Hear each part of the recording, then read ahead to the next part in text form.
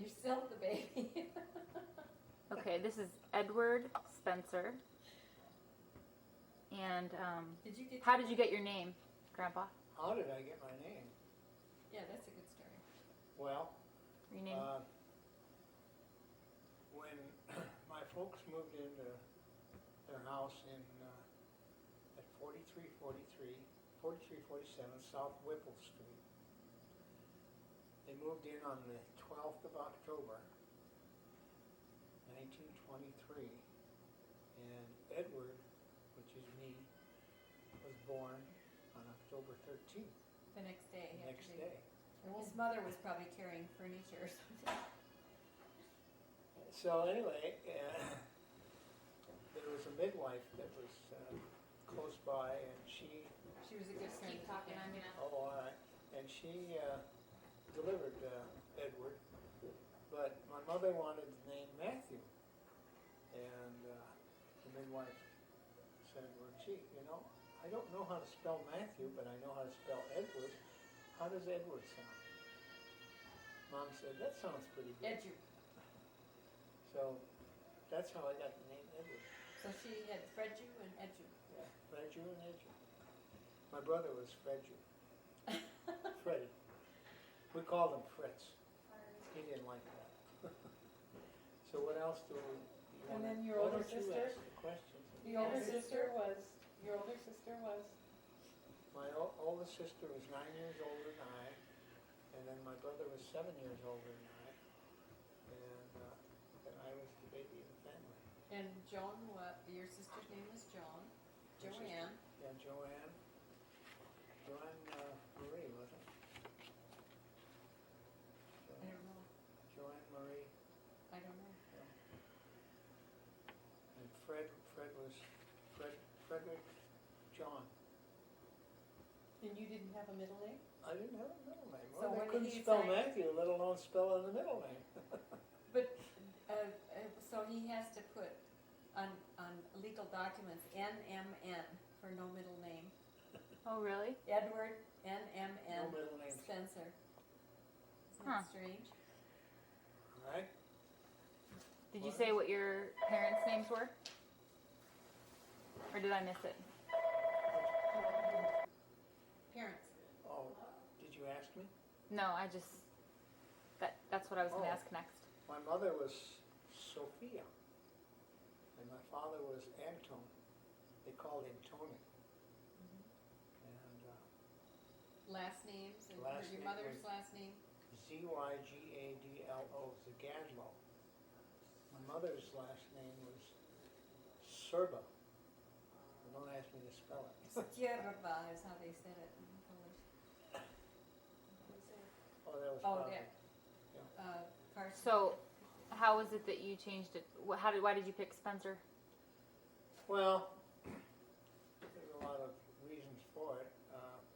When I was in the Army, I had a hard time with the name Zagadlo. The sergeants couldn't spell it, and they couldn't pronounce it, and so they said, why don't you get a number? And that didn't go right with me. But anyway, when when my brother and I wanted to start a business, we thought that a simple name would be easier to. Can I go rock him? Not you. A simple name like Rock Spencer a would be baby. more appropriate for, business reasons. And that was the He reason stopped crying. we changed our name. So, what should we ask next, Tom? So, were you and Fred close growing up? Yes, we were. Well, sometimes we got into fights. I remember one time, I guess he got mad at me and Who? Fred, and I ran through the house and he came right after me, and we had a screen door at the kitchen door. There was a screen door, and I opened the screen door and I slammed it real quick just as he walked into it.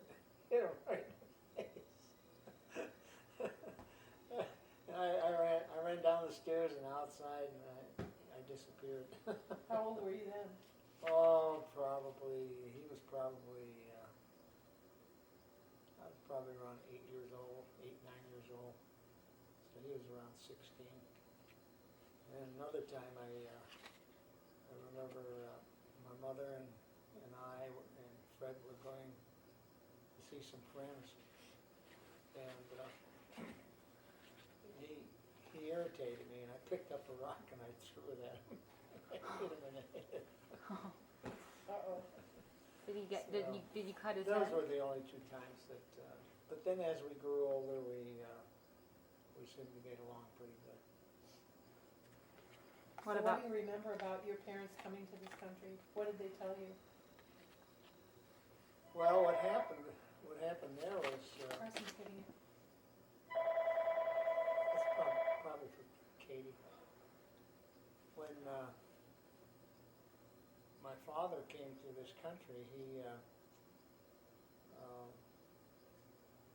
I guess there was a rumor of World War I coming on, and so he wanted to come to America as quick as he could, and he couldn't get he was in the Austrian army, in the cavalry, and he, I guess he figured that if a war broke out, why they would probably, be sure to get him in there.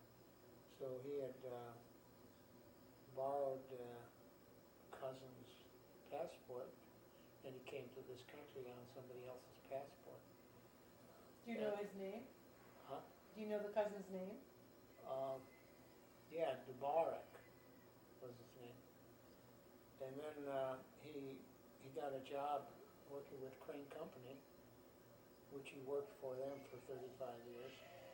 And when he got established, well, then he had sent for grandma. And as a matter of fact, I still have her traveling trunk downstairs. You do? Yeah. I remember that. Yeah, it used to be up in the attic, and I've got it downstairs in the behind the under the stairs there. But so she came to this country, and Hello? Yes, she is. But, is it Steve? Well, just a minute. The baby was crying and she just went to try to put it down. Hang on. so when she came to this country, she didn't like it. And Kimberly? she just, of course, It's your husband. She was only 16 years old when she married Grandpa. And she was probably 17 when she came Stephen. over here. And so she Bring, cried and cried. bring the and she baby wanted to out. go I'll back hold home. him.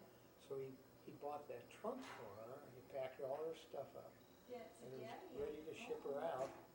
And they wouldn't allow people to leave the country because of World War I started, and so she never did get to go back. And she got used to things out here, and she had friends, and so she stayed here. Line one. Otherwise, I don't know where I'd be. You wouldn't be here, huh? I wouldn't be here. So how did your parents meet? I'll take him. Well, I guess in some of the genealogy work that I did, this little town of, it's called Brzezova, and it's just a little village, and there were a lot of Zagazwas there, according to to my genealogy sheet that I have on it. And so Was that outside of Warsaw or near Warsaw? no, it was southwest of Krakow. Warsaw is up higher, and Krakow is down in the southern part. It's near the mountains, and so she, the way it was I guess somebody matched them up, and said that, Sophie, this is someone you want to go out with. And get married to, you know, so they had a big wedding, and then, she, you know, at 16, she was very sharp, and she thought this was a big party that they were having for both of them, and then when she found out she had to go home with them, she was shocked. Well, he came and asked her father for her hand, and I guess that was quite common for the Yeah. older guys to marry the younger girls. And he was how many years older? He Well, was 29, he was 27, I and think, she was 16. And what year did they get married? Ooh, Their anniversary? Well, if she was 16, It's okay, if you don't know the day. I don't know. well, they were weren't they It was married? early 1900s. Weren't they married on Valentine's Day? Yeah, Yeah, I think so. Because Joan was born in what? October. No, 1914. Oh, yeah, 14. So they were married in probably 1912 or 1913. Well, they were married in 12 because Grandma stayed there while he came over for a year. Yeah. so he came through Ellis Island. Mommy, Yeah, he came through Ellis Island. And then where was their first house before they got the one on Whipple? Well, do you remember ever going to Maxwell Street? No? Never? Well, anyway, Maxwell Street was they used to call it Jewtown. Well, I know what it was, but I Yeah. never,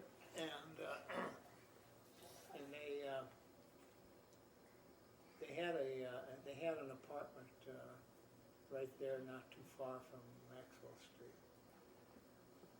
And Grandma tells about the time she had I guess mice running through the house, you know, and there was a hole in the wall, and she saw this mouse go into the hole, so she was going to catch that mouse, and she took some paper and she stuffed it in there and she lit it on fire. She could have burned the house down. Oh dear. so what were Grandma and Grandpa's personalities like? Grandpa was the Yeah, man he of was the house. the master of the house, but he treated Grandma real well, and I think they were a happy couple. But he was pretty much militaristic, you know. Boom, boom, boom. Everything had to be in place, and if it wasn't you remember we told you the story about when he built me a wheelbarrow, painted it yellow and red stripes all over it. Real nice wheelbarrow, you know, about that size. And I used to play with that thing. And one day I left it in the basement, behind the basement door, and he opened the door, and I guess he almost tripped on it. He picked it up and he just hit it on the floor and broke it up in pieces. And that was his only boy. That was the only time I had. But I guess I learned a lesson, you know. Did Put- you? Put things away. Don't leave them out of place. And Grandma liked to cook. Yeah, she learned to cook. Of course, she had Mrs. Korchmarczyk and Mrs. Wysocki. Can I tell a story about Grandma? I'll just Sit next to him. Yeah, why don't you sit next to me? Grandma didn't know English, and so she would go to the butcher shop, and she would listen for what somebody else said, and then she'd try to say the same thing. She didn't know what she was ordering, so whatever she got, she had to take it home and cook. And Oh, the thing that I remember about her was Grandpa had some friends from work come over for dinner. He told her to make dinner, you know. So she was going to make rice, and she put the rice in a pot. she filled the She pot. filled it up, and you know how rice gets big, and it just came over and over and over. It all boiled over. I bet Grandpa was really embarrassed. So anyway, that was one of her stories. But her best friend that she came over from Europe with married a Greek man who had a restaurant, and so they taught her a lot of good Yeah, recipes. recipes. She and worked at that oh, restaurant. Grandma worked at the restaurant? Yeah, she worked there. Oh, I didn't know that. Grandma works there? She worked at the restaurant for her Her friends. her good friend and her husband. Was that before she had children or after Joan and Fred were older? I think, no, because I was,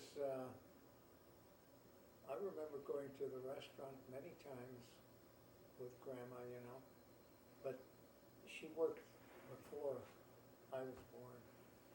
And so she must have, you know, when the kids got a little older, then she went to the restaurant to work. And she also worked for a Chinese restaurant. Cleaning. Oh, And I guess the little Chinaman really liked her, and so she worked for him for quite some time. Grandpa had taught her how to clean, so she knew, and they liked her because she knew how to clean so well. Then she worked in- worker, huh? Oh, yeah, and then she worked in the big office buildings in Chicago. There was a group of them, they'd all go down at night and clean the office buildings in Chicago. And Grandpa was out of work then, wasn't he? Yeah, he was out of work. Grandma still worked The there. Depression, and he took Fred and Ed up to Michigan to some friends, and Grandpa built a barn for them in exchange for their board and keep while they were up there, because Grandpa didn't have a job. but then did he go back to work for Crane Company after the Depression? Yeah. And then Joan stayed with Grandma at the house. I remember Grandma went to work one evening. She worked from 5 o'clock until midnight. And Grandpa says, "No, you better not go." He says, "It's snowing real hard." She says, "No, I gotta go." So she hopped the streetcar and went downtown to work. And by the time she got through working, well, the snow was like 2 feet high, you know. Traffic was bad, the streetcars weren't running, and here she's stuck downtown. So she got on the corner and she hitched a ride. The truck driver gave her a ride to Western Avenue, and then another truck driver picked her up and drove her to. At midnight? Yeah, I mean, back then it was nothing like it is today. Yeah. I'd be afraid to. But Grandpa didn't like it too well. He wanted her to quit her job, and she liked working because she had got her own money for the first time in her life, you know. And so one night she got off the bus and he tried to scare her, and he followed her down the sidewalk, and so she went and started walking in the middle of the street. He went out in the middle of the street and he's following her, trying to scare her so she'd stop working. Manipulative. She probably turned around and hit him. She should have. That would have been funny. So, what else do you remember? What other memories are some of your first memories of living in home? Ice skates. What you got? So, Grandpa, did you grow up your whole life in that house that they moved in? You got married, and we lived in there for another 2.5 years. And where was that? Where in in Chicago? Where? 43rd and Whipple Street. In Breton Park. Brighton Park. The Polish neighborhood. Is that how Grandma would say it? No, no. He's trying to make it sound better than. They would date these girls, and they say, "Where are you from?" And the boys would say, "We're from Breton Park," trying to make it sound like a classy neighborhood. So Well, how? let's see, when Joan got married, she married How old was she? 19, I know, but I don't want him to stay up any longer. He's just 19, gonna have 20, to. I don't know. Anyway, She was 19. she married the son of the midwife that delivered me. And Okay. Fred, and maybe her, I don't know. No, I don't know who delivered him. But anyway. And his name was Matusek, Bob? Ben, Ben. Benjamin. And What kind of name is Matusek? Is that Polish? No, Bohemian, Okay. and he was an only child, spoiled rotten, yeah. and his folks had money. Did Joan take care of you a lot and watch you and when you were little? Yeah, she did. And I always went over and watched. She lived upstairs above of the Matusik's house. They had They an had a 2-flat, and they lived upstairs. And I'd go over and wash her windows. And Put him up a little higher, Kim. You can't see him on the video. boo! You want to sit in here and do a video He with wanted us? to be a part of the video. That's why he's Yeah. crying so hard. Oh, yeah. Okay, sorry. Come here. Nana will hold you and you can be on the video. You want to be on the video? You're probably going to cry. Oh, this sweet baby. Look at here. Look at there. See the red light? Look at the little red light. See? Wave to mommy. Say hi, mommy.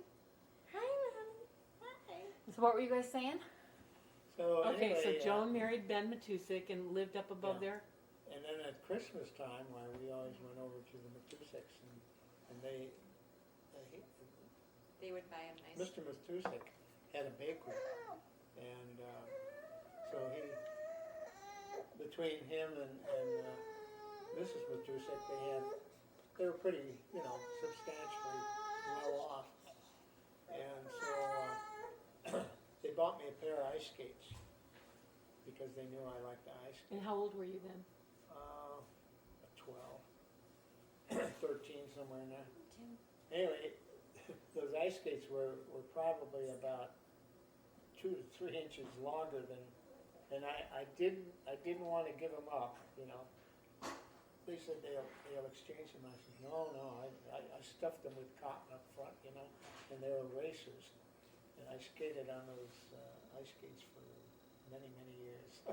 Well, you probably grew into him Oh, I eventually. thought you left him at the ice rink and somebody stole them. No, that was my roller skates. Oh. Grandma bought me a pair of roller skates for my birthday, and I left them at the schoolyard, and when I ran back, they were gone. So I went over, I didn't want my mother to know, so I went over to Joan, and I worked for her, for about a week. And she gave me $1.50, and I went out and bought another pair of roller skates just like them, so Mom never knew I... How old was that? How old were you then? Oh, I was 12, 13 years Oh. old. Yeah, So, except for your little wheelbarrow, those were like some of the first gifts you got? Yeah. You didn't get They birthday never had a presents? Christmas tree until we were married, and I wouldn't have a Christmas without a Christmas tree, so we cut down this big tree, and it was too big for the living room. We had to cut some off the bottom, and Grandpa, he's dying because somebody's bringing this Christmas tree into his living room, and he doesn't want any dirt or dust or anything. It wasn't Grandma, it was Grandpa. And so Grandma was like a little girl. Yeah, She would go to the dime store every day and get some new little trinket for the Christmas tree because she never had one. They would just put a wreath in their window. They didn't buy each other presents either, like on their birthday? They never even acknowledged birthdays until one day. The kids didn't even know when their parents' birthdays were. And I was there one day, and Grandpa gave Grandma a donut, and he stuck a candle in it. And it was her birthday, and I picked up on that. And so then I told him, I said, well, it's your mother's birthday. And they never even knew when their mother's and father's birthday. But we started it. Yeah. We started giving them presents and things. And their anniversary was like Valentine's Day. In fact, that was when Grandpa died. They had their 50th anniversary, right? And just a couple of days later, he died. That was when you were out in college. But they used to, their church, they went to church every Sunday. Okay, tell about how Grandpa in Poland didn't want to go to the Catholic Church, and so one of the reasons he wanted to, when he came here, he wanted to start a Well, Bible. it was a little different than that. Oh, well, what happened? Let him tell that. Well, Grandpa was an altar boy in the Catholic Church. In And, Poland. In Poland. And when he came to this country, he told me that he said he saw as an altar boy, he saw these priests and everything, and there was a lot of corruption in the Catholic Church, and so he didn't want to have any part of it. And I don't know, maybe at one time a priest tried to molest him or something, and that turned him off. And so anyway, when he came to this country, he met up with friends that he knew, and they belonged to the Bible students, and that's the church that they joined. Do you have that little ophiri box that he made? Yeah, we had it up there on the fireplace. Mom, where's that little ophiri box that he made for the offerings? That offering box. Oh gosh. It was up there on the fireplace mantel. Well, I you know, might have taken it upstairs when I was, after Christmas and things. Yeah, he made that box for the offering. People would drop their money down in there. so he went to church and studied the Bible, and Yeah, he, as a matter of fact, was he gave a lot- baptized? he gave a lot of talks, Sunday He talks. was an elder in the He'd church. study, and he'd be reading and making notes, and then he would give talks on Sunday. But he never spoke English very well. Well, Well, they spoke Kinda. Polish in his church yeah, they spoke Polish in church, but because it was all the older. he kind of spoke a little broken English. Oh, you went to Piki? Grandma did a little better than he did. But you spoke Polish in your home. Yeah. I would always try to speak to him in English so that he'd learn, but mostly Polish. Of course, I haven't spoke Polish for so long now. I'm having a difficult time at it. So what kind of dinners, after Grandma learned how to cook, what kind of dinners did you used to have? Chicken on Sunday. Well, Grandma made a lot of chicken, roasted chicken, and then she'd make chicken soup, Every made Sunday good they had pierogies. chicken. and golubkis and palachkis, and beef with mashed potatoes, Polish sausage, Polish sausage. sauerkraut. There were a lot of good Polish sausage stores on Archer Avenue where she Shop. stop on Saturday and pick up all the good stuff, But she turned out to Do be you one of remember the that best when the cooks from all photographer the came in others. Christmas and took all those pictures? Mrs. Claus, she was kind of, everything that she made was bland, She'd make golubkis and then they'd put ketchup on it. Yuck. And Mrs. Wysocki, she was not a good cook. Mrs. Krachmarchik, her husband did all the cooking. She was too high class. And she went to the bakery and bought rye bread every day. Well, she brought- She would buy, well, she always bought Polish ham and these Kaiser buns, And she'd make sandwiches for Grandpa, and then she was making sandwiches for me when I went to Tilden High School. Tilden? Tilden. And that was, I had to take a streetcar to go to Tilden High School. It was at Halsted, Union and probably 48th Street in Union. That's where Tilden High School was. I went there for 2 semesters and then I switched back and went to Kelly because I didn't like it there. Why did you go there in the first place? Well, because there was a technical high school, they had machine shops and auto shop and all mechanical woodworking type stuff, that they taught there. And so you went there just 1 year and then you went over to Kelly Yeah, then I went back to. and graduated? I graduated from Kelly High, What year was that? 1942, Round and round. January 1942. Why'd you graduate in January? I don't know, I think I graduated in January because I had enough credits. You were early. You graduated early. I did go to summer school 1 year and Oh. I caught up on credits and that gave me an opportunity to graduate 6 months early. They had graduations in So were you January. 18 or 17? 1942. He's trying to. How many years is that? 8. Did you say your birthday when you started? What year what day you were born and what year? Well, 1923, 23, 23 from 42 is 19. 19. And then what did you do after you went to high school? Did you work in high school? Oh yeah. What kind of jobs did you have? I haven't put the pictures. Every Saturday I sold newspapers in front of the Brighton Theater, and I'd make $1 from 6 o'clock up till midnight. 6 a.m.? Yeah, And you make $1? $1. And what did $1 buy back then? All kinds of. Oh yeah. Well, I He sees. saved up $5. I gave my mother. He's pointing to. You know, I made $1 Uh-huh. and I gave it to her, Uh-huh. and she put it away for me. But I saved $5 and I bought a bicycle. Was that the first bike you ever had? Yeah, it had chrome fenders and balloon tires. And it was really a nice bicycle. And how old were you then? Let's see. Your first year of high school? Second year?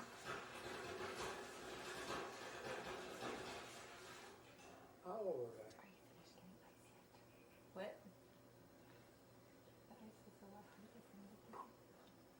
I was probably 14, I guess. And now, when did your dad get his car? How old were you when he bought his car?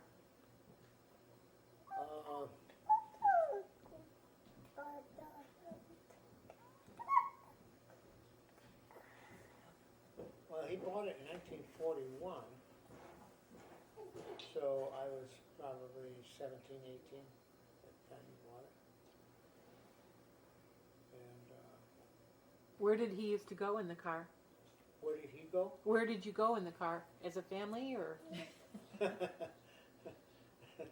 Yeah, we'd go to South Haven, Michigan to the farm, you know. That was the biggest trip we ever took. From Chicago to South Haven? How long does that take? Oh, I don't know. Back in those days, probably 3 hours drive. I asked Ed if his family ever went on vacations, and he says, yeah. Tell him what you said.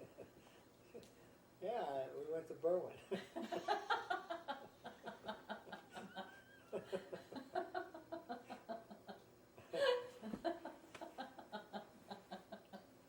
So who was in South Haven, Michigan? Well, my grandma had friends there. Actually, grandpa and grandma. They belonged to the same church, and they had a farm in South Haven. I don't know, probably maybe 40, 50 acres. And was it just you or was it Joan and Fred too? No, well, Joan and Fred and the whole family went there, you know. All of a sudden, Grandpa would say, well, let's go. We're going to go to South Haven, so we'd go out there. We'd spend a weekend out there. And it was scary driving with Grandpa. And, of course, during the Depression, when Grandpa was out of a job, we stayed there, like, through the whole summer months. And, Oh, so that was the same place he built the barn? yeah. Grandpa would work on the barn, and Fred and I'd go out in the fields. We'd pick cucumbers and pickles and So it wasn't a potatoes. vacation, you were working? Well, Yeah. that time. Oh, at that time. And then Joan and Grandma stayed at home because Grandma had a job. Oh. And then Joan got married, so then was it just you going with your parents? Yeah. And what did Fred do between high school and when he got married, or after he got out of high school? What did he do? Did he work?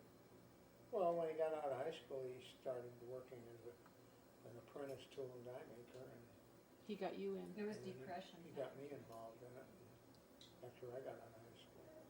So what year did you actually start your business? After I got it back from the service.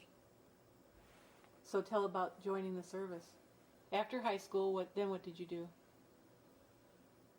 Well, then I worked for Bell and Thorne as an apprentice, tool and die maker, and then I got my apprenticeship papers, and I got drafted. Oh.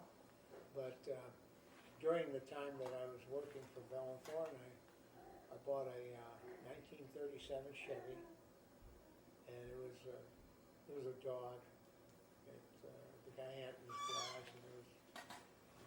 all the paint was off of it.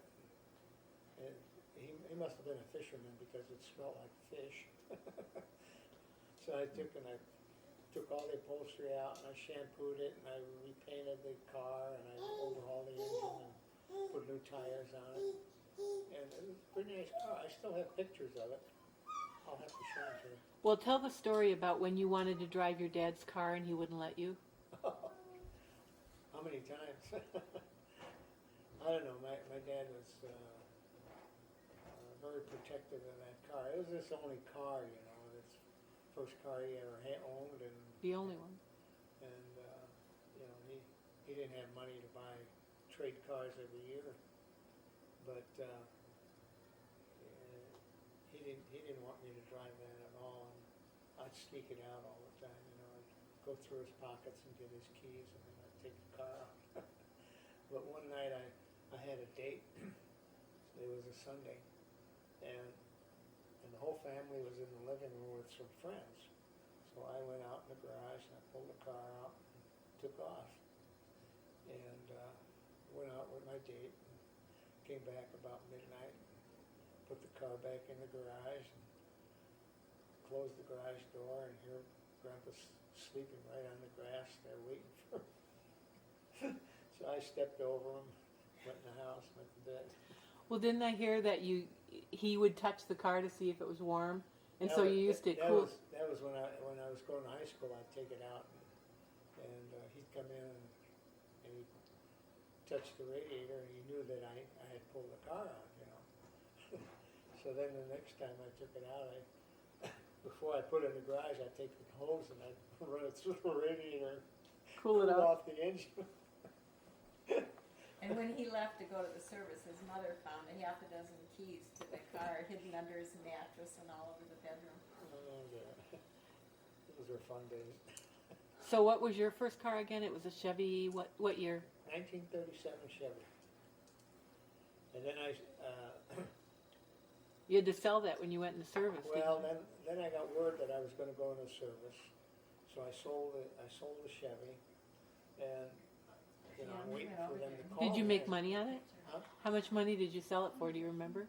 I paid $75 for it, and I sold it for $650. Good job. So then Did it in Yiddish. they weren't calling me, so I went over to 22nd in Michigan, and I bought a 1934 Harley Davidson. I never drove a motorcycle in my life, you know. And I got on this thing, I kicked it over and drove it home on the, they had streetcars going down Archer Avenue, and you bounce on and they had the pavers, you know, like we have the Cobblestones. cobblestones. And I rode that thing home, and I put it in the garage. The next morning I got up and I wanted to start it, and it wouldn't start. So I took it down in the basement, took it all apart, and I rebuilt it, and I made a 1941 out of it. I re-spoked the wheels, made them small. They had 21-inch wheels. I made them down to 18-inch wheels. And I put new tanks on it, new fenders, and So it was used when you bought it. yeah. But I made a 1941 out of it, from 34 to 41. So then I get my call to the Army. So they shipped me clear out to Olympia, Washington, you know, Fort Lewis. And you took your bike out? No, I didn't take it out there. Then when I found out that I was going to be skiing stationed there for the duration and I used to go and of my ski out time, on the lake in the wintertime for exercise. I told Fred It was cross country to and I skied put it in a down crate from and the ship it back out to me. door, and when I went So we down put it in a to the crate and lake, I shipped fell it out over by and train. I heard these pop. And there was in Tacoma, was it South Tacoma? So you got stationed in where? Fort Lewis? Fort Lewis, Washington. For how long? Well, I didn't know how long I was going to be there, you know, but I knew I was going to be there for the duration time that until they released me. So they called me from the freight station and told me that the bike was in. So I went over to the dock there, and there the motorcycle was sitting there in a crate. So I took the crate apart, pulled the motorcycle out, kicked it over and drove off the dock and drove it out to Fort Lewis. And that's how I courted your mother. Okay, that's where you two have to get together now. We have to hear the story of how Okay, you met. did we hear everything that we wanted to about Grandpa? I wanted to hear about how you guys heated your house and how you got electricity. How your parents heated their house and how they got electricity. Coal. And then How you heated your house. Which one? Well, the house that Whipple. Oh, you grew up on in. Whipple? When Grandpa first bought that house, they had a big furnace, and then they had these pipes, and the hot air would go through the pipes throughout the whole basement, and then upstairs they had the vents, you know. I mean, they were big pipes, you know, like 12 inches in diameter, going through the whole basement. And then Grandpa had to shovel the coal in there and everything. And was it dirty heat? Like when it came out, was it black? You mean the heat? Well, the heat wasn't, but did it make the ceilings? Oh, yeah, out the chimney, you know, the coal. Well, But- on the walls. But then he Cleaned and everything. took that whole system out and he put radiators in. And he put a small boiler in there with a stoker feeder. And then instead of buying the big chunk coals, he bought the small stoker coal. And then we'd fill that up every night, and the stoker would feed the coal into the stove and and heat the water. And then all he had was pipes, about 2-inch pipes going through the top of the ceiling of the basement. And he made a real nice basement out of it. But then the pipes ran to the radiators, and the boiler would heat the water and then run it to the radiators, and the radiators would radiate the heat throughout the house. And how did he know how to do that? He could do anything. He could do electrical work. He could do carpentry work. He built the garage that we had there, where we kept the Buick, and he was just a natural mechanic. that's how you learned to be the way you are. Well, I learned a lot from him, and before I could go out and play baseball, I had to stay with him and work with him. You know, he was always remodeling. You know, he'd remodel the bathroom, he'd remodel the kitchen, and he just constantly working, and so I had to work with him until That's how he learned to. before I could go out and play. What did he actually do at the crane company for work? What was his actual job? He was a pattern and mold maker. You know, like the brass fittings and things. So basically what you do, but No, it's different. They'd make these molds. They'd have a square box, and then they had this special sand that they put into the box, and then they would make a pattern of let's say it's a brass faucet, you know, like the back behind the sink, the faucet. They would make a pattern and they put it in this mold, sand mold. Then they put the top on, and that'd be also sand, and they make an impression. Then they take the top of the mold off and they pull the pattern out, and now they've got a pattern. They put it back in, and they pour the brass in there and make the part. where did he learn how to do that? That's exactly how they make a crown. Yeah. In dentistry. Where did he learn that? Did he have that skill in Poland? We don't know. No, he just learned it there Oh, at Crane Company. He never talked about Poland or anything about it. He never told us anything, right? Talked very little about Poland. what did he like to talk about? Was he a pretty serious person? They like to tear down all the other nationalities. Every time No, they'd all come over. he wasn't that. It was a whole group. They talked, the Jews were no good, the Italians were no good. Well, everybody probably sat around and did that in those days. Yeah, back then everybody. Everybody in Chicago. But, We never talked like that in our house. no, he was a natural craftsman. Okay, what did you want to ask next? I remember when Uncle Fred was wanting to build a little race car, and Grandpa would say, "Ah, you're not doing this right. You're not doing this right." And Fred was pretty stubborn, but Fred knew what he was doing. So anyway, Grandpa says, "I'll show you how to build a car." So he started to build a car, and he had the whole frame built, and he was making the wheels. A real car? No, Oh, a race a car. little He was car. going to build a race car. Okay. They Show- used to have He was going to those, show Fred how to build a race car, and it's unbelievable how he worked. He took big truck brake drums. I mean, they were about this big in diameter, about that thick, and then he took with a hacksaw and he cut the inside of that brake drum out so that he could make, and then he put spokes inside the brake drum. He was making the wheels. And for the frame, he went to the junkyard and he picked up angle iron off from the bed, you know, the angle iron on the beds, and he'd take that angle iron and he'd put two pieces together to make a channel, and he riveted that angle iron together. I mean, he worked. This is Grandpa. Huh? Grandpa. Yeah. Did he ever finish it? No, he never finished it. Well, tell him about the car he built for you, the little race car. That, you know, they still have the something derby, where they have these little cars and they come down the chutes and, Yeah, And what's the name? and you're supposed to build them yourself. boxcar derby. And you're supposed to build them yourself? Yeah. So anyway, Fred was going to enter his little car into that boxcar derby, and soapbox derby.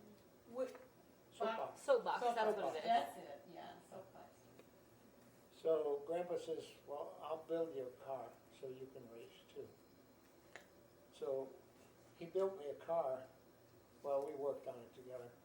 It was like a teardrop, you know, and it was all out of plywood. Two pieces of plywood here, and then he had the top come around with the front was wide open, and he got buggy wheels, and he put ball bearings in there, 4 of them.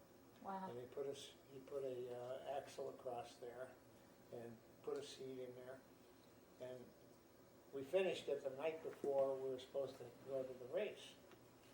So the next morning I get up and we took the car over to the Chevy dealer on Archer Avenue, and they put it on a pickup truck with Fred's a little race car, and we put it on a pickup truck, and we took it over to Lincoln Park, where they had a ramp. And then they put 3 cars up on the ramp, and then they let you go down, and you go down, and you and you run down the runway. what car's he getting? That might be Steve calling you. No, it's not. I told him I'd call him back. So I hadn't driven the thing at all. So when we went down, I was on the end, and then there was 2 cars. There was one side. We went down, and I turned the wheels this way, and the car went that way. I turned it this way, the car went that way. So we reversed the steering on it, and I was just going like this down. And I came in last, so I didn't.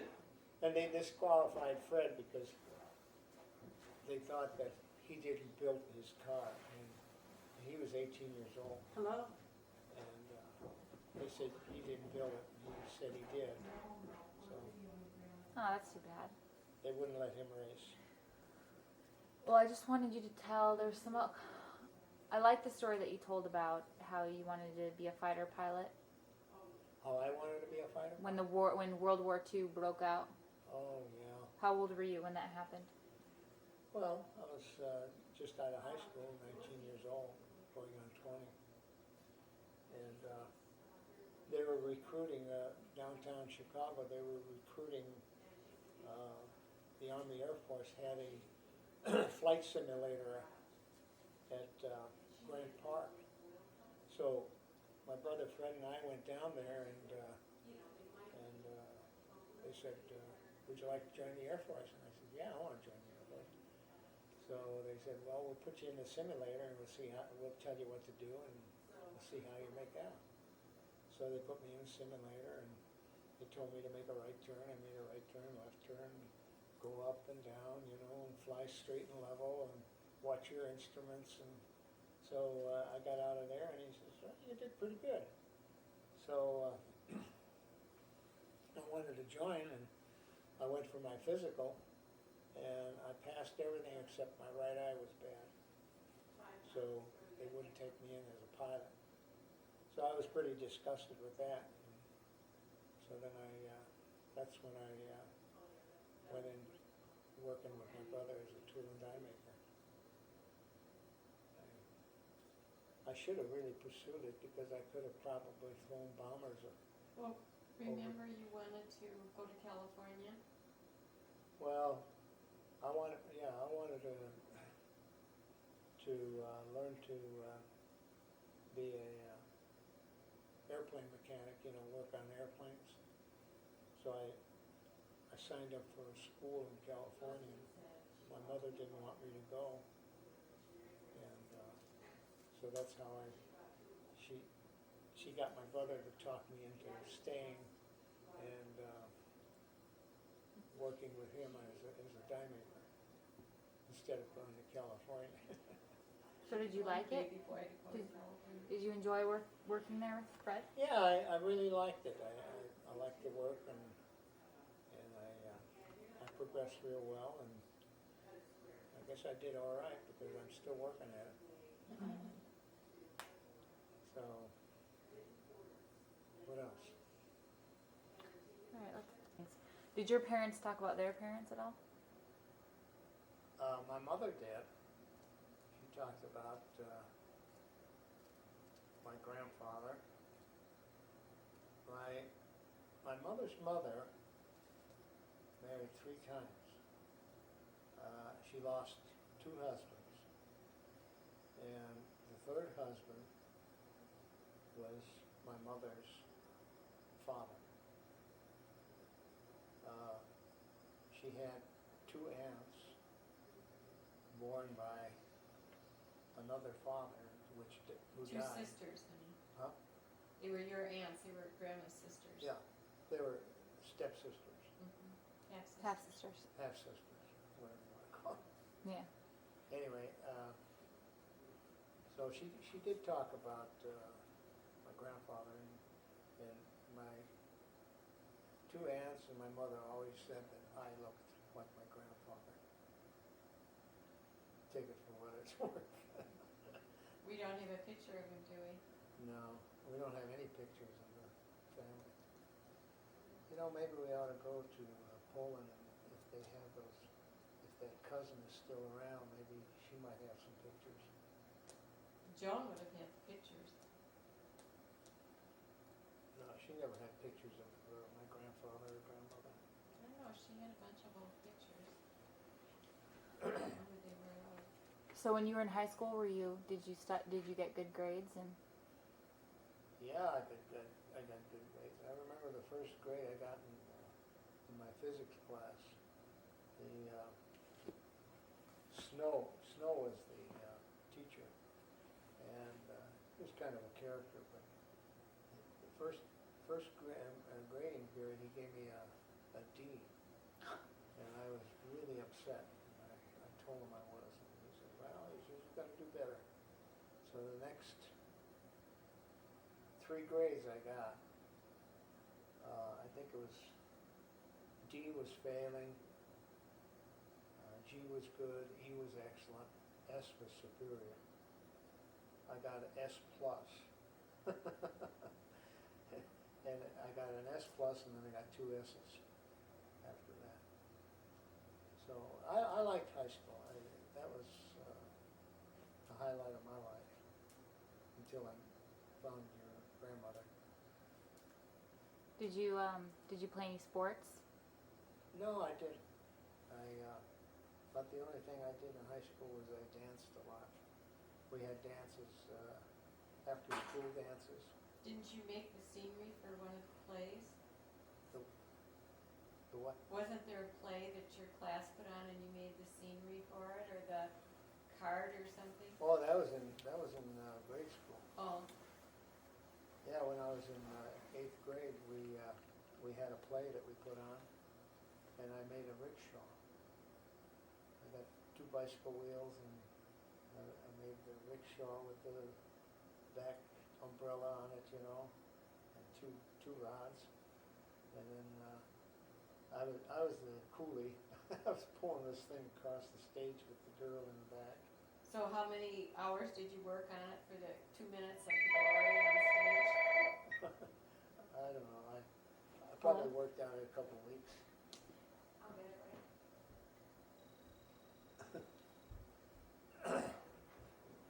Now, have you told about the two of you how you met? Well, Mom's gonna come over here and we're gonna talk about it. Okay, We got 2 versions of it. okay, well, My you went, version and her version. all right, come on, Mom.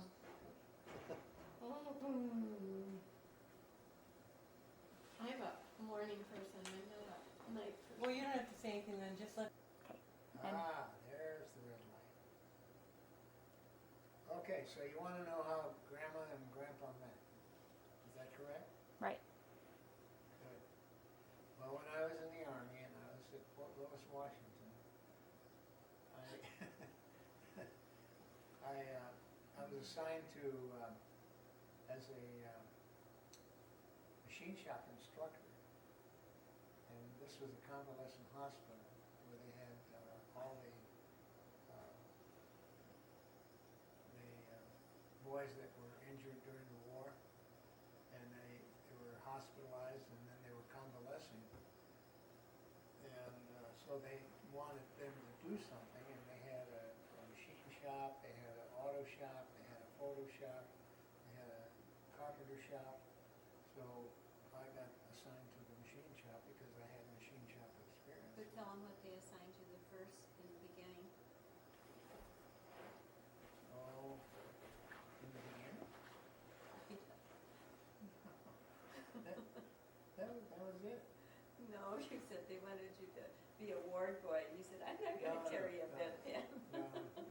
Oh, They had ward boys over there, and some of the guys that didn't have any qualifications went to the hospital and they were ward boys, and I says, no way am I gonna be a ward boy.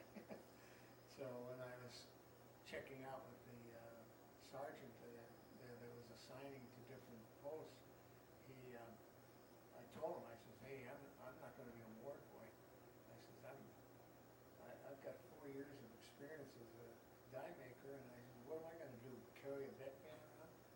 He says, well, I've got just a job for you, he said, I'll put you in the machine shop. that could have backfired on you, because they could have said, you will be what I tell you to be. Yeah. You'd be picking up papers with sticks. So anyway, that's where I wound up, and and then they closed that down at about 4 months. I was in the machine shop. They closed that down. So the next best job was to be a instructor in the gymnasium. And the gymnasium was right next door to the service club where Grandma was working.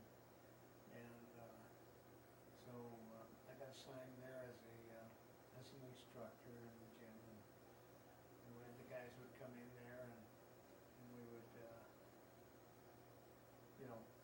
show them how to use weights and exercise and all that.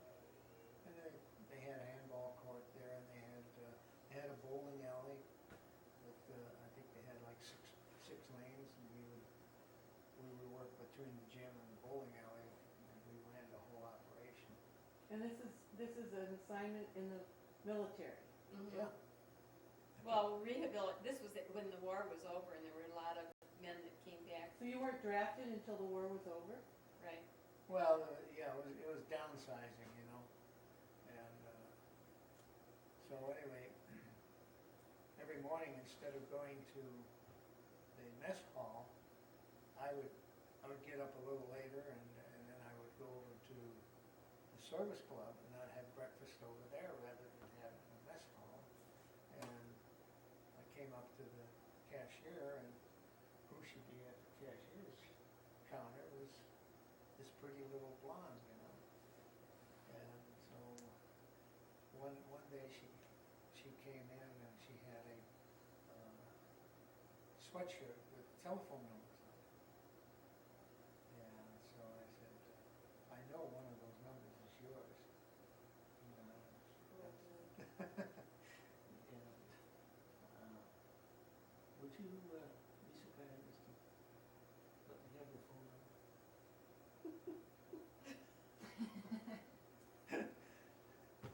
Well, she didn't give it to me the first day. I finally got her phone number. And then,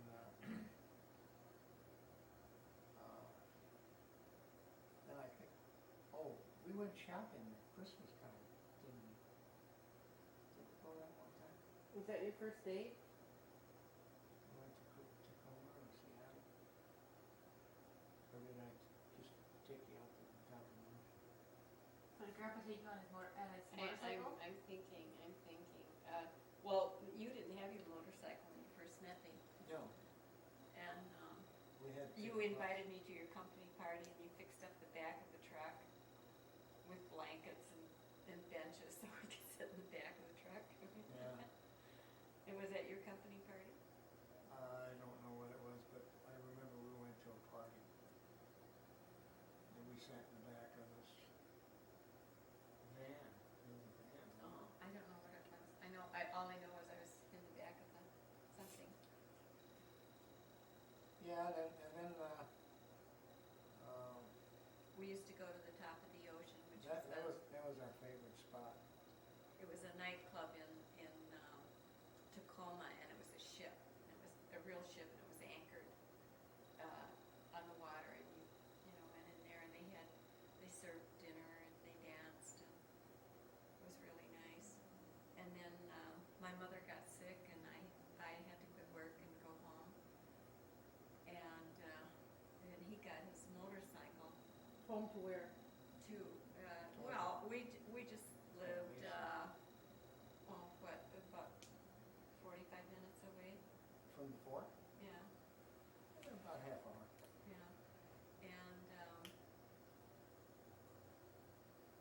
so, But there were no buses or no streetcars or anything to get to her house. You either walked or you had a car. I rode a motorcycle. So what did your mom get? What sickness did she get? Oh, I don't know, she'd had a lot of problems after she was pregnant, and, she wasn't well, and they took her into the hospital, and they had to do surgery on her, and she could have died, she was really bad. But, so while she was gone, Ed had come out to the house every night when he got through with work, or every afternoon, and we wallpapered the living room and dining room, and we revarnished the floors, and I sent my mother's couch out and had it recovered. I don't know if she ever liked what we did, but Never said. well, she wouldn't say that she didn't like it, And my dad was there, and he'd go to bed, and we'd stay up late wallpapering, and we'd get the giggles, and the wallpaper would fall off. Yeah, I fixed the hot water heater. I worked for Red Spot Electric in South Tacoma, He was in the Army and worked, so he was doing double. double duty. So they happened to have a Red Spot Electric heater, and the unit went out. So next day I went over to the stockhouse there, and I got a unit, and I brought it out to their house, and I put it in for them and fixed it up for them. So So you were buttering up the family? Grandpa Simonson was real pleased with that, Grandma Simonson. and Grandma. And then he helped, my dad was painting, and he helped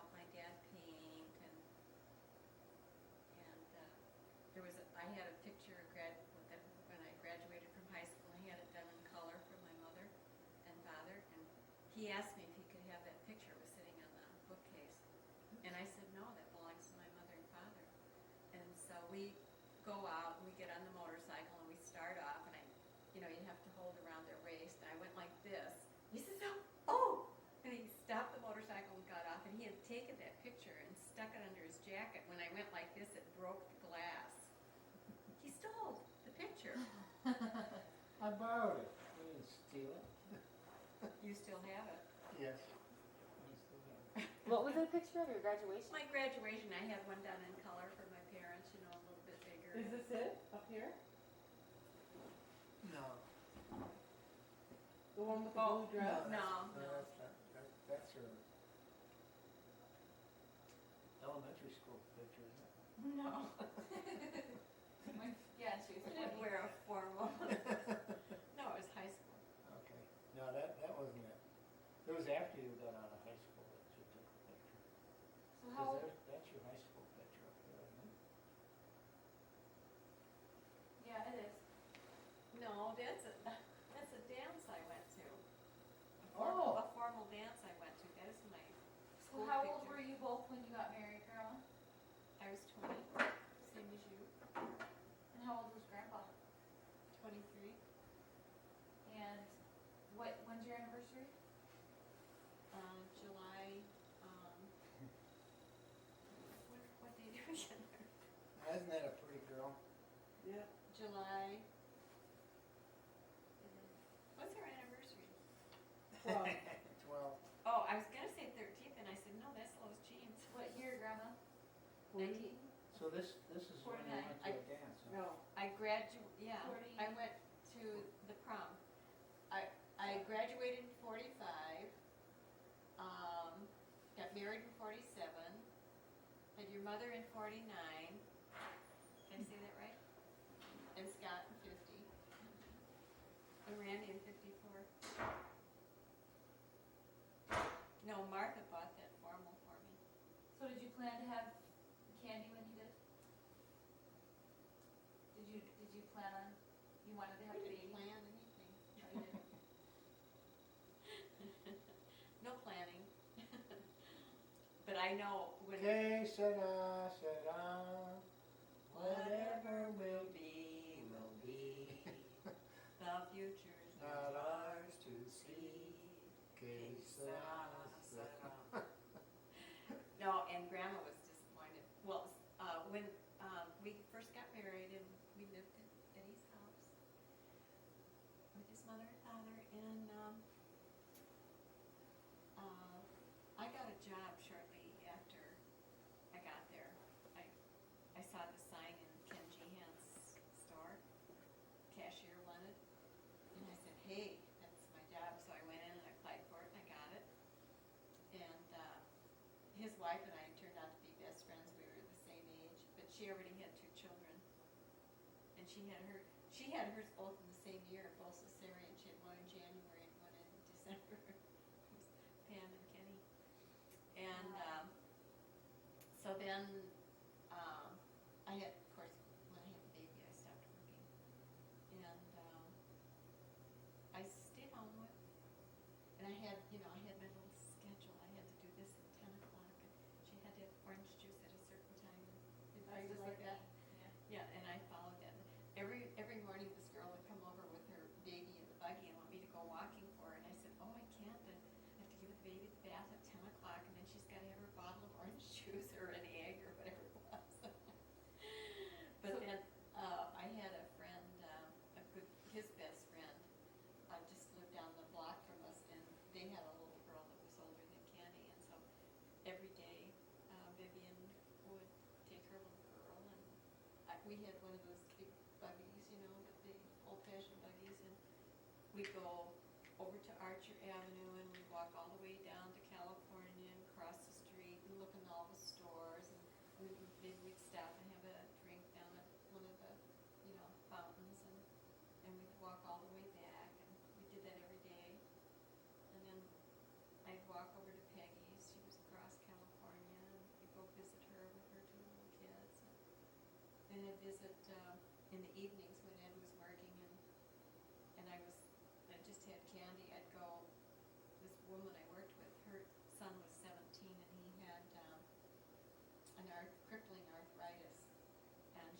and her husband had died, and they lived up on the second floor, so I'd take my buggy and go over to her house, I'd take Candy out, and go up and put her on the bed, and we'd sit there and play cards till about 9 o'clock, and then I'd get Candy and put her back in the buggy and wheel her home and put her to bed. What kind of cards did you play? I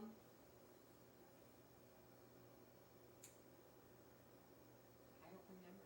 Bridge or Oh, we didn't play canasta? bridge because there were only 3 of us. Poker? Hearts. No, we didn't play poker. We probably played, they knew how, they knew how to play bridge, but I hadn't learned how to play bridge then. Maybe we did 500 rummy or something, I don't remember. But we'd sit there and, you know, they were by themselves and she couldn't go anywhere, he couldn't go anywhere, so I'd just go up there and visit Who with was them. that? Ann Witt was her name, and she was an older woman that worked in the, well, she was older than I was, worked in the office, and she did all the ordering and everything. And she was very nice. So then what happened when you moved out of Grandma and Grandpa's? Well, she was gonna tell about how Grandma wasn't happy that you were pregnant or something. Oh, Oh, yeah, so Grandma, Ed told Grandma that I was pregnant, and she says, so soon?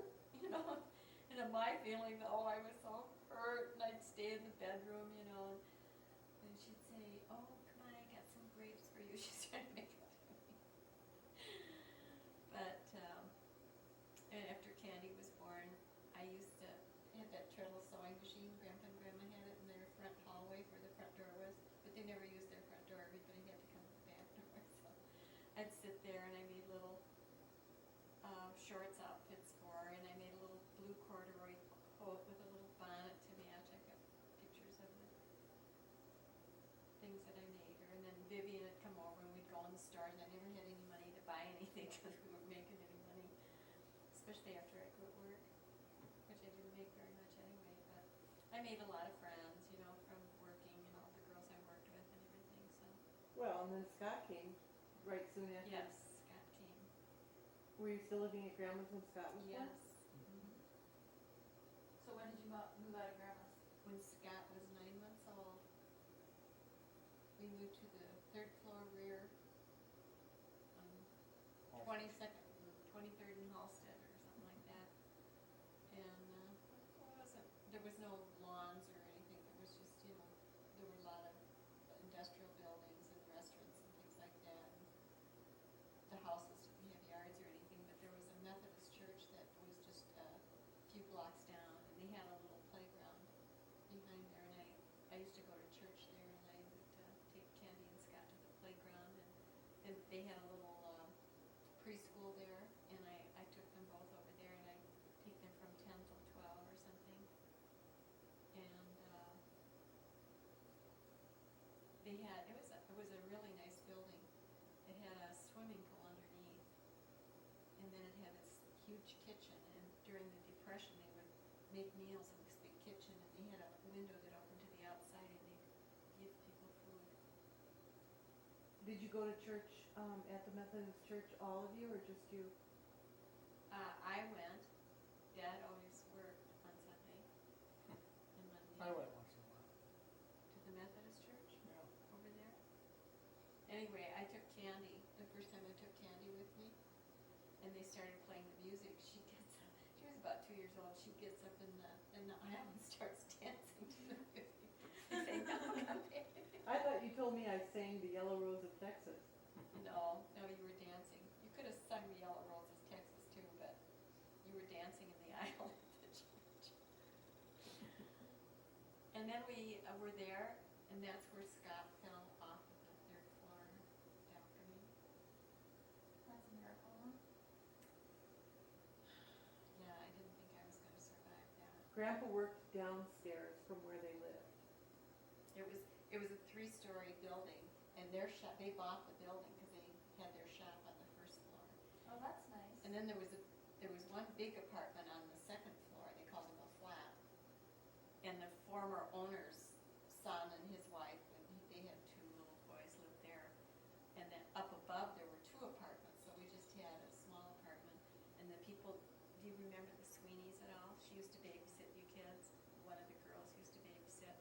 But she had this little boy after she had these 2 girls, and the girls were older, and the little boy was about 2, and he was really ornery. And she she was so frustrated with him. Oh, I forgot you're doing that. So we met, we had a date, and then Grandpa asked me to go out with him on New Year's Eve, and I said, I can't, I already have a date. And so he went out with some friends or something, and he lost his billfold. He came back to me, and it was all my fault. I should have picked up on that then. That he lost his billfold, and I don't know what else happened to him, and this, and it was all my fault because I didn't go out. So how soon after you met did you ask her to marry you? Well, we met around Christmas time, and We had our first date the first week of December, and we were married in July, so. yeah, the day I wanted to propose to her, it was a Saturday, and I wanted to rent a car and drive up with a car rather than a motorcycle, and I was gonna take her to the top of the ocean. Then I went in to rent this car, and I said, you have a Washington license? I said, no, I've got a Illinois license. No, you gotta have a Washington license if you wanna rent a car here. I said, come on, I said, that's not right. He says, yeah, you gotta have a Washington license. So it was like 10 o'clock Saturday morning, so I went over to the state license bureau and I took the test and I got my Washington license and I went back and I got the car. I don't think he wanted to rent me the car. Well, they don't usually like, especially military. Well, I wasn't in the military. You weren't? No, I think I was out of the military then. So anyway, I got the car and I had an apartment in Tacoma, Washington. It was well, it wasn't an apartment, it was a bedroom. And the people lived downstairs and they had 2 bedrooms upstairs and they rented both rooms. And so I got all dressed up and shaved. Did you buy a ring? I had the ring, yeah. I bought it in Seattle. 2 of them. In Why case you didn't two? like one of them? No, he had an engagement and a wedding ring. So I picked her up that night and we went to the top of the ocean and we had dinner and we danced. And No, wait a minute. He was so nervous. I didn't know anything about it, you know. And he ate his dinner and I'd only taken like 2 bites of mine. His was all gone. He says, oh, I'm sorry. I didn't mean to eat so fast. He had other things on his mind. So we had a good time that night, didn't we? I think so. I'm kind of, that's the only thing I remember is you eating your food so fast. But I didn't know, you know, why he was. So then, did you wait till she was done to ask her? No, I drove her home and then that's when I gave her the rings. And of course I talked to her father and I talked to Aunt Martha. Because my mother was still in the hospital. Yeah, mother was still in the hospital. Aunt Martha was all excited about me asking her. So I took her hand and I put the ring on her finger. And You didn't have any idea, Grandma?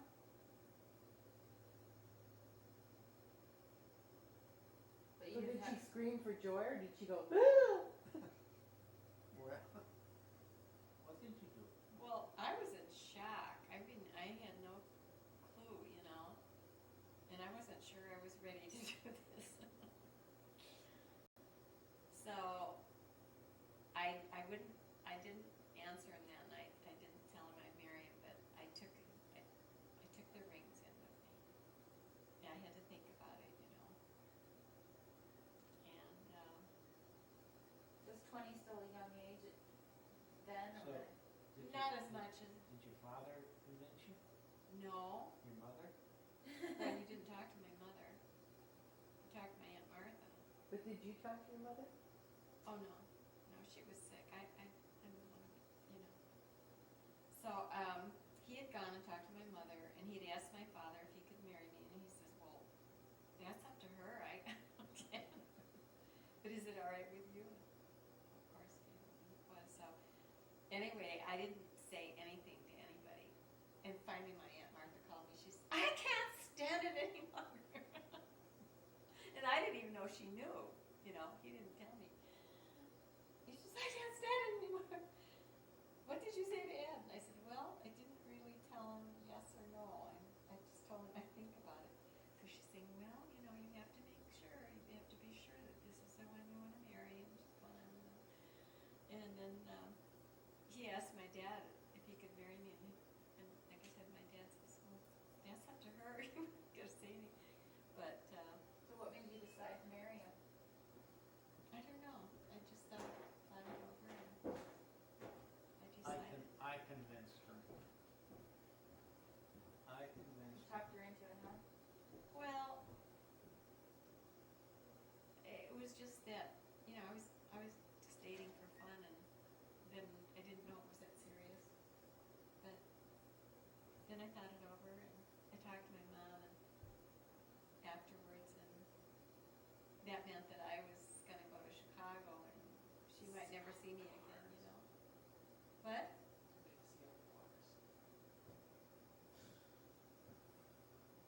You get to sail the bars? Never mind. Don't you know that you can't whisper from over there to Grandma and Grandpa? Eh? Eh? They're still on What tape, was Carson. the first thing, what was We're the still thing? taping. That's okay. All right, Never mind. you're on tape, Pretty Carson. casual, but. They'll get to it. Okay. Well, there's not very much time left on this tape, I guess. Okay, so I told him I would marry him, and he wouldn't leave until I told him I'd marry him, even though he was out of the army. So then after I told him I would marry him, then he left. And he left my money for my ticket that he was paying for with Aunt Martha and didn't tell me. I wanted to be a surprise. Yeah, everything was a surprise in my life.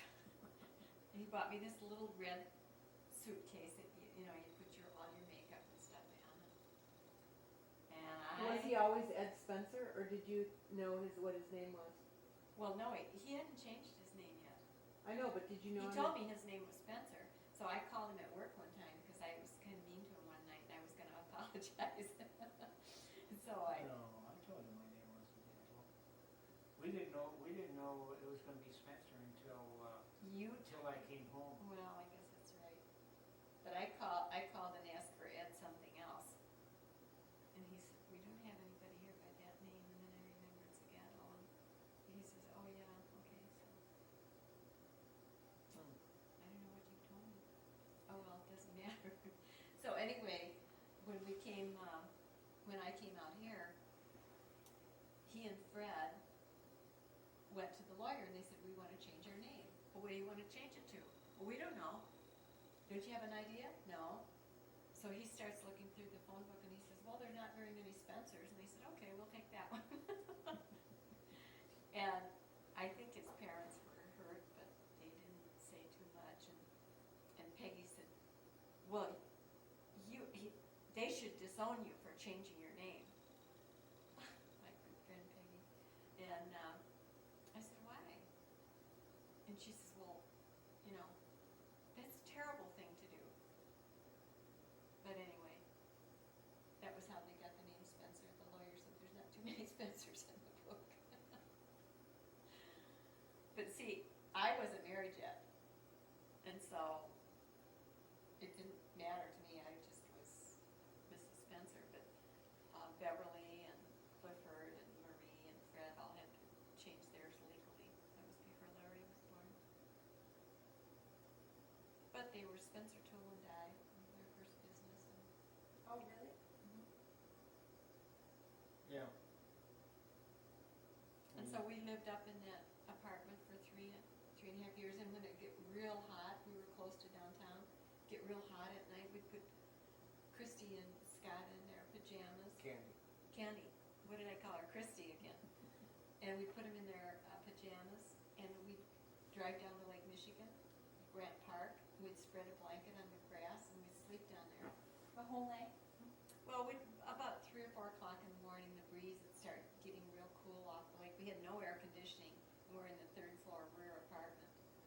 And so then we'd pick the little kids up and we'd climb up 3 flights of stairs to our 3rd floor apartment, put them in bed, and then we'd go to bed and go to sleep. But you just couldn't sleep. It was so hot. How did you pick your home in Berkeley? That's where you moved Oh, next. we were driving around, we were driving through Hinsdale, we were thinking of buying a lot there. Remember that lot we looked at, $5,000? Of course, we didn't make $5,000. Was that a lot Yeah. then? That was a beautiful lot too. And we could have got millions if we would have had the money to invest in it. Yeah. So then we kept driving around. We went to Bellwood and Berkeley We went out and to, Hillside. what's that place, where Steve Edwards was, living, Oh yeah, there near, was, near Wheaton. yeah, it was out by Cantigny. Yeah. Oh yeah, we went out there, we found a house. Winfield. Yeah, we almost bought one there. And then we went out to Berkeley and we saw the subdivision there and thought the homes were real nice. And Fred and Grandpa and I went out there one Sunday, looked at it. And, you know, Grandpa, he was pretty fussy. So he looked at all the woodwork and he looked at all how construction. It was already built? Yeah. Metal cabinets, you know, no. Yeah. And so then we went to, we decided that that was the house we wanted.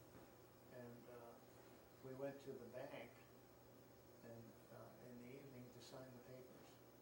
And right next, they had desks lined up, you know, and right next, the next desk over, Jerry Hogan and Fran. Fran. Fran. Well, he and Jerry had gone to school Yeah, we together, went to school so they together. knew each other. And I they said, didn't know well, and we ended up just one house apart. There was one house between us and the Hogans. So funny. So we were very good friends. So, poor Jerry. Well, not poor Jerry. He was with his wife. That's where he wanted to be. When did she die? She died before him? But yeah, she had, well, she smoked, and, they said that she had cancer and it went to her brain, is what they told her now, whether that's true or not, but she did start getting, Some problems. yeah, some mental problems and things, and, So then we went to Eugene Field School, and we went to Longfellow for 6th grade, Sunnyside for junior. Sunnyside for junior high, and then we went to Proviso Proviso. West. And then you went to Healthy. LT, Lyons Township. When you moved to the house with the brick road? We moved in So 1966. Candy was a senior year, just starting her senior year. She was not happy. So I told her, if she wasn't happy by Christmas time, I'd let her take my car and drive into Proviso every day to school. And by Christmas time, she'd made friends and she liked it. It's a good thing you changed, right? I liked it. Yeah. But also that last year that we lived in Berkeley is when I met the missionaries. Yeah. Oh, yeah. That's what you wanted to hear. I know, the tape's gonna be over in 5 minutes. Just- Okay, Candy met the missionaries when she was in Berkeley, and they came and I was talked a junior in high school. junior in high school. And they came and, wait, it was when they were singing in the shopping center, that's how she met them at Christmas time. And they gave her a Book of Mormon and they told her to read it, and then they would come to the house. And actually, you weren't baptized until after we moved, I right? waited a year, exactly a year. Now, why don't you get in here? A year from the time they taught I her. met him on December 17th, 1965, and I was baptized the following year, and we moved into the new house. Yeah, 67. 66. the end of '66 is Yeah. when we No, moved in. September 66. Yeah. And then she went out to Rick's, and a year later, Scott joined the church, and then he graduated. He was just a year behind her, and then he went out to Rick's. And they were both writing us letters, and they told Randy not to join until we did. He wanted to join, but they said, don't join mother and Uncle Scott. Because they figured if all the kids joined, then we'd just go our merry way. So then we came home one Christmas, Scott and I, from Rick's, and we were sitting at the table, and they said, well, we've got to decide it's true and be baptized or get out quick because they're giving us jobs over here. Well, and they had all these couples that were our age. They must have had, how many couples? About 10 couples, the Fifes and the Willie's. Mitchie's and Mitchies the and the Mays, and they were all, Christensens and yeah, they were all our, Deans. yeah, they were all our age. And every weekend they had something planned. We had a dance or a dinner or a potluck or ice skating or something every weekend. So, And they were just baptized on July 5th, 1969. 1969, and then Scott went on his mission first. And he went to California in what year? I don't know. Let's see, I graduated in I think it was 67. He 69. went in 68, 69? No. Oh, he baptized us, and then he went later that year, so it was 69. Yeah. Okay. And you went in 70? Didn't go until Randy went. Didn't No, you Randy go went before me? Randy. Because Randy was gone when both of you kids got married on his mission. He was Oh. out at Rick's. Okay, I didn't go until September 72. Yeah, well, he went, I think, later in 72, something like that. And you were gone for 18 months, and he was gone for 2 years, so you and Scott both got married while he was on his mission. Is it over? There's 2 minutes left. 1 And, minute left. Tell them about how the pastor from Christ Church of Oakbrook came and tried to convince you not to join. Well, we were going to Christ Church of Oakbrook. Well, he didn't come to our house. We took classes from him. I would go with Jane Ludley, and I was telling him about the Mormon Church, so then they decided to have special classes on the Mormon Church, but I never went to any of them. And then But didn't he tell you not to? Oh, yeah, and then, they had these classes about the Mormons, you know, and we're gonna tell you all the negative things, and, But by then you already knew. yeah, and we never went to the classes, and then we started going to, the Mormon church in Westchester. Westchester. In the investigators class, we were there so long, they finally made us get out and go to the regular service. Well, he didn't want to lose any customers, so they always. Oh, well,